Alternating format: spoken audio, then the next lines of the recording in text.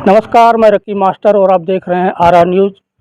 दोस्तों, फरवरी की 6 तारीख थी। थाना मुगराबाद शाहपुर के एक गांव ब्राह्मणपुर के एक ब्राह्मण परिवार का एक लड़का विकास, जो सुबह उठ करके अपनी रोजी रोटी के लिए कमाने के लिए ऑटो रिक्शा लेकर के कमाने निकल जाता है, लेकिन शाम को रात में कुछ ऐसी सूचना मिलती है जिससे पूरे गांव में तहलका मच जाता है, कलेजा कांप उठता है। उसी क्रम में आज हम उस परिवार के बीच मौजूद हैं और जानते हैं कुछ दिन की क्या घटना हुई थी। क्या नाम है आपका?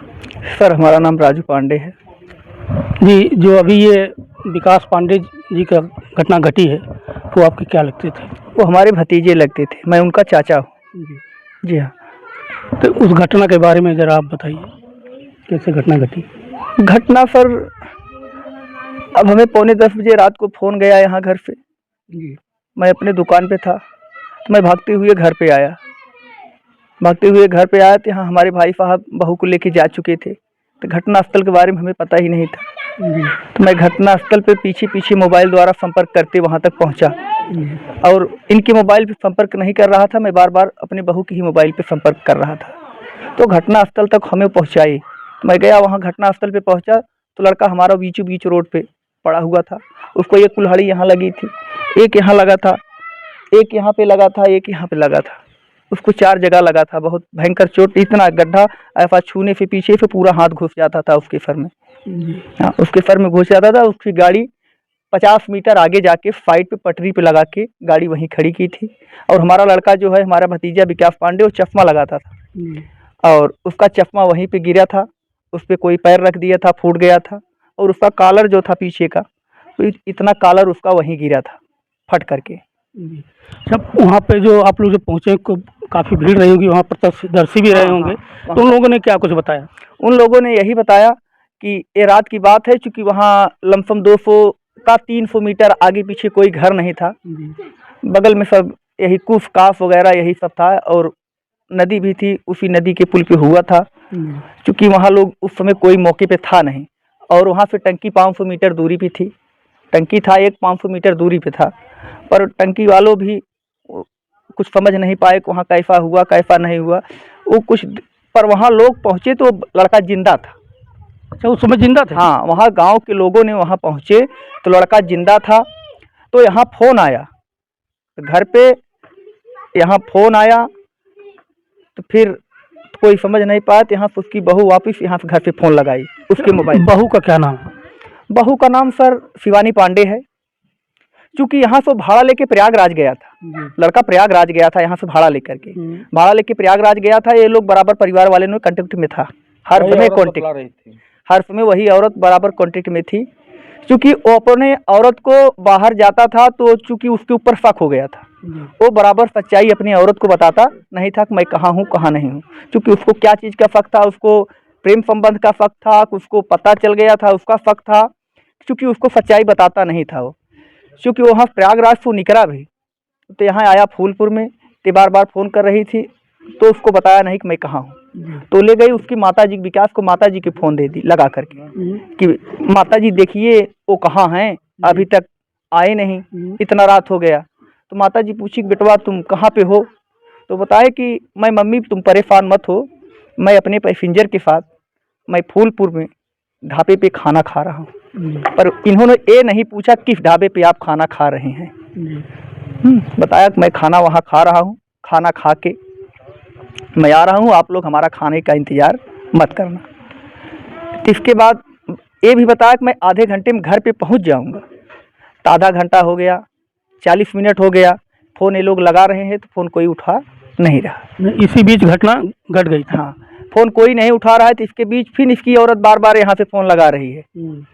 तो कोई संदिग्ध आदमी वहाँ से फ़ोन उठाया, उसके जेब में मोबाइल बज रहा था। वहाँ के गांव वाले सब घेर लिए थे, इकट्ठा हो गए थे, तो उसके जेब में मोबाइल बज रहा था। तो कोई गांव का आदमी उसका फ़ोन जेब से निकाल करके बताया कि यहाँ जिसका मोबाइल है उसका यहाँ घटना ऐसा ऐसा घटा है, आप लोग आ जाइए इस जगह पे। तभी ये लोग यहाँ गए तो हमें वहाँ फ़ोन कर दिए। तो मैं भी वहाँ पहुँचा मौके वारदात पे। 112 नंबर को फ़ोन किया गया, जी, तो 112 नंबर भी आ गया। बड़े साहब थाना इंचार्ज भी आ गए वहाँ सराय अमरेज के, अच्छा, तो बताया कि मैं इनको मृतक घोषित नहीं कर सकता। सब परिजनों वहाँ बता रहे हैं कि मृतक हो गया है, और हम लोग भी समझ गए कि मृतक हो गए हैं, जिंदा नहीं है। जी, तो उन्होंने बताया कि मैं ऐसा नहीं कर सकता, आपको हॉस्पिटल ले चलना पड़ेगा इनको। तो हॉस्पिटल ले गए, वहाँ तुरंत डॉक्टर ने देखा, बताया कि मृतक हो चुके हैं। तो उन्होंने अपना सर्टिफिकेट बना के दिया, पर थोड़ा हमारे साथ दुर्व्यवहार हुआ था वहाँ पे, क्योंकि मिट्टी हम दोनों भाई वहाँ से ले जाने नहीं दे रहे थे। प्रशासन बार बार यही बोल रहा था कि हम मिट्टी ले चलेंगे, आप लोग गाड़ी में एक आदमी चलिए। मैं बोला कि हमारे गांव वाले, हमारे नात रिश्तेदार, कुछ परिजन आ रहे हैं यहाँ, अभी देख लेंगे तभी हम मिट्टी ले जाने देंगे। इसके बीच हमारा फ़ोन आ गया, मैं थोड़ा वहाँ से 10-20 मीटर आगे चला गया, बात करने लगा, और उसकी औरत एक बार भी नहीं बोल रही है कि मिट्टी मत ले जाओ, एक बार भी नहीं बोली कि मिट्टी मत ले जाओ। मैं रोक रहा हूँ, मेरा भाई रोक रहा है, उसकी औरत एक बार भी नहीं रोक रही है। और ये भी कह रही है अपने ससुर से कि पापा मिट्टी का दुर्दशा मत कराओ, इनका एक्सीडेंट केस लिखा दो। वो भी प्रशासन के सामने बोल रही है। प्रशासन वहाँ खड़े हैं, बड़े साहब एसओ साहब भी खड़े हैं, 112 नंबर भी खड़ी है, उनके सामने इनको बोल रही है सूरत से ही वो पकड़ कि पापा मिट्टी का दशा मत खराब करो, आप मिट्टी को एक्सीडेंट दिखा करके मिट्टी ले जाओ, जला उला के घर पे चले आओ। मिट्टी घर पे भी मत ले चलो, नहीं तो बच्चे सब हदफ जाएंगे, डर जाएंगे। इस प्रकार बोल रही थी। हाँ, इस प्रकार बोल रही थी, और मिट्टी को कहीं टच नहीं की।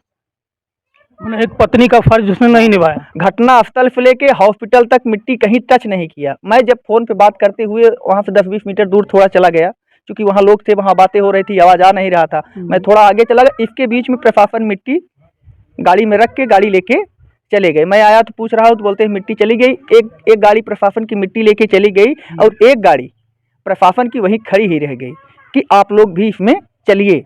पर मैं बोला कि आप लोग हमारे साथ ज़बरदस्ती किए हैं, क्यों मिट्टी हमारी छोड़ करके आप लोग लेके चले गए, हम लोग मना कर रहे हैं तो भी। तो बता रहे हैं कि हाँ मिट्टी हम लोग कब तक पूरी रात खड़े रहेंगे, हम लोग का और कोई केस देखना है। तो ऐसे प्रशासन ने बताया, तो हम लोग लमसम 2 घंटे हॉस्पिटल में खड़े ही रह गए, हम लोग गए ही नहीं, गाड़ी में उनके बैठे ही नहीं, जरा से भी नहीं बैठे उनके गाड़ी में। तो इसके बाद में कहते सुनते प्रशासन बार बार कहने लगा, तो हम लोग बोले कि मिट्टी कहाँ पे है, कहाँ ले गए आप लोग? बोले कि हम लोग थाने में ले गए। तो हम लोग गाड़ी में बैठ गए, थाने में गए। थाने में जाने के बाद उसमें 2:30 बज रहा था, घड़ी समय जिसमें हम लोग थाने में पहुँचे, हाँ 2:30 बजे रात। तो लोग बोले कि अब रात को कुछ हो नहीं सकता है, आप लोग जाइए, सुबह सुबह आ जाना, तभी जो होगा तो होगा। मैं बोला कि मिट्टी हमें दिखाइए कहाँ है। बोलते हैं मिट्टी हम लोग फ्रिज में रख दिए हैं, क्योंकि मिट्टी ख़राब ना हो, उसमें बदबू न आए, इसलिए फ्रिज में रख दिए हैं। अब आप लोग सुबह आइएगा तो मिट्टी हम दिखाएंगे। तो हम लोग सुबह पहुँचे। सुबह पहुँचने के बाद उसमें मैं सिर्फ 2 आदमी सबसे पहले सुबह पहुँचा था, क्योंकि रानीगंज तहसील के एक हमारा बहन का लड़का एडवोकेट है, मैं और वो 2 ही आदमी थाने में पहुँचा। जो चौकीदार गेट पे खड़ा रहता है, उससे मैं पूछा, तो पूछ रहा है भाई कहाँ तुम लोग जा रहे हो? मैं बोला सर वही रात का जो मामला आया था लड़के वाला, हम लोग उसी परिवार से। बोलता है कि ऐसा कोई हमें जानकारी नहीं है। तो हम लोग अंदर भी चले गए, जो वहाँ एक कुर्सी लगा के बैठा रहता है, उससे भी पूछ रहा हूँ, तो बोलता है कि हमें इस बारे में कुछ पता नहीं है। तो हम लोग हॉस्पिटल लौट के चले आए वापस, मैं और हमारा भांजा एडवोकेट जो है। तो वहाँ हॉस्पिटल में बयान भी लिया गया उससे। तो वहाँ का कर्मचारी एक वो जो डॉक्टर के पास आगे पीछे घूमता रहता है, तो बयान भी दिया था, उसका वीडियो भी हम लोग बनाए हैं। अच्छा, किसने बयान दिया था? वो डॉक्टर के पास जो कर्मचारी, वो कंपाउंडर जो रहता है, तो बयान भी दिया है उसका, वो एडवोकेट बयान भी लिया है, उसका वीडियो भी बनाया है, और वो बताया कि यहाँ से मिट्टी प्रशासन ने ले गया है और इसकी जिम्मेदारी हम लेंगे, प्रशासन आएंगे तो हम उसको पहचान लेंगे। तो इतना रिकॉर्ड वहाँ हॉस्पिटल से दिया था। हम लोग हॉस्पिटल में वापस जाने लगे, इतने में हमारे गांव वाले सब वहाँ 1-2 करके लमसम पहुँचने हाँ लगे सब। सैकड़ों आदमी वहाँ पहुँच गए हमारे गाँव से। जी, तब इसके बाद में बड़े थाना इंचार्ज साहब आए, जी, तो बता रहे हैं कि नहीं मिट्टी है। जी, बड़े साहब इंचार्ज जी आए, कहीं मिट्टी है, पर आप लोग तहरीरनामा दीजिए, तभी हम लोग आगे का कार्रवाई करेंगे। तो हमारा यही सवाल था कि आपने हमारी मिट्टी हमसे बगैर पूछे मते क्यों आपने ले आए, और क्यों आप तक अभी तक छुपाए हैं? तो उन्होंने बोल रहा है कि कातिल हमारे सामने हैं, आप लोग पहले तहरीरनामा दीजिए, इसके बाद हम पोस्टमार्टम में मिट्टी दे देंगे, वहाँ पोस्टमार्टम हो जाएगा। अभी ये नहीं हमें बता रहे हैं कि मिट्टी हम कहाँ भेजे हैं, यही बता रहे हैं कि मिट्टी हमारे पास है। तो हमारे गांव के लोग और हम लोग भी लमसम वहाँ 3 बजे 2:30 बजे तक खड़े रह गए, पूरे गांव वाले ताहरीरनामा वहाँ लिख के जब दिया गया तो बता रहे हैं कि मिट्टी हम लोग स्वरूप रानी भेज दिए जी। तो मैं बोला कि मिट्टी मुझसे बगैर पूछे मत क्यों आपने स्वरूप रानी भेज दिए। हम लोग गार्जियन थे, हमसे पूछना चाहिए, आपको चोरी करके वहाँ मिट्टी नहीं भेजना चाहिए। तो इसके बाद बताया कि भाई हम तो मिट्टी वहाँ भेज दी, मिट्टी यहाँ ख़राब हो जाता है, यहाँ मिट्टी रखने का जगह नहीं था। जी।